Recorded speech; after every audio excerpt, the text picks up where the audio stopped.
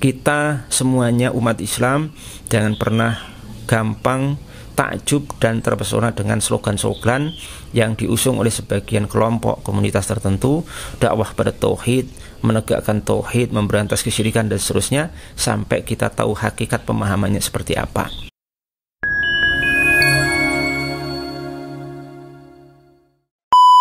Bismillahirrahmanirrahim. Assalamualaikum warahmatullahi wabarakatuh. Alhamdulillah wassalatu wassalamu ala Rasulillah tsumma amma ba'd. Berdakwah kepada tauhid itu benar, bagus, dan itu dakwah para nabi dan para rasul. Tapi berdakwah kepada tauhid dengan cara, metode, dan pemahaman yang keliru itu berbahaya sekali. Berdakwah tauhidnya benar, tapi sayang sebagian orang sebelum dia memahami makna tauhid dan makna kesyirikan itu sendiri dengan pemahaman yang benar, dengan definisi yang benar, itu nanti akan mengakibatkan banyak kerusakan. Orang berdakwah dengan harapan, dengan rencana, dengan maksud untuk memberantas kesyirikan, sementara dia belum paham makna kesyirikan itu apa, definisinya seperti apa yang benar.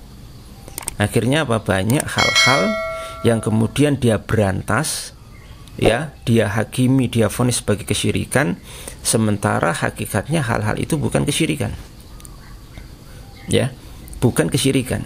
Sekedar seorang melakukan satu hal dia anggap sebagai kesyirikan, sekedar seorang memuliakan seseorang makhluk itu dianggap kesyirikan.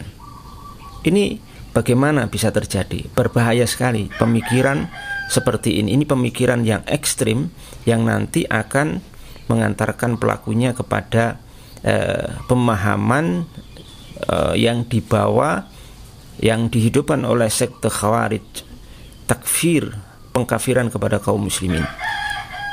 Karena ketika seorang kemudian memvonis ini kesyirikan, ini kesyirikan, ini kesyirikan, sementara hakikatnya bukan kesyirikan, itu secara tidak langsung orang itu telah mengkafirkan, memusyrikan kaum muslimin, bahkan jumhurul muslimin. Contohnya banyak sekali, ya, sejak dulu ya sampai sekarang.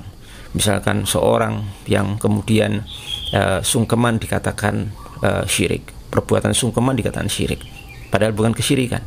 Kemudian seorang mencium kaki orang tua dikatakan kesyirikan.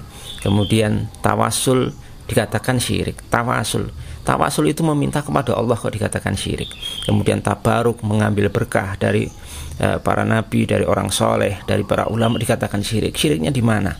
Ya, kemudian masalah-masalah lain, ya, seperti kadang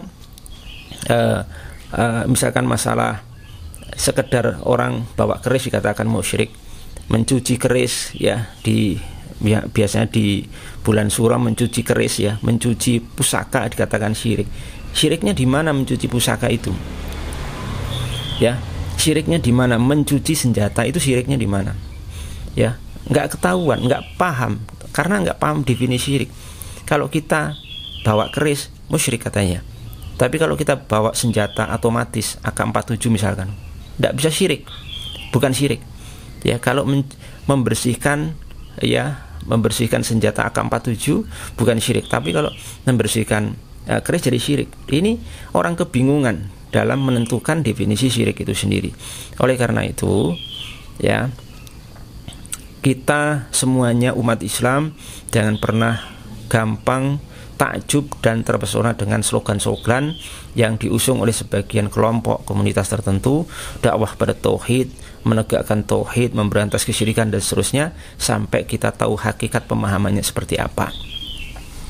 Jangan-jangan itu lahir dari pemahaman yang keliru, definisi yang tidak jelas terhadap kesyirikan, yang akhirnya menjatuhkan pelakunya ke dalam kesalahan yang sangat fatal, menjadi takfiri, menjadi orang yang mengkafirkan kaum muslimin, ya, memurtadkan kaum muslimin, memusyrikan kaum muslimin. Dan itu ciri khas daripada sekte sesat Khawarij yang sudah dikatakan oleh Nabi Muhammad SAW, mereka itu adalah kilabu ahli nar, anjing-anjing penduduk neraka. Semoga kita semuanya diselamatkan oleh Allah Subhanahu wa ta'ala, ya, amin ya rabbal alamin. Assalamualaikum warahmatullahi wabarakatuh.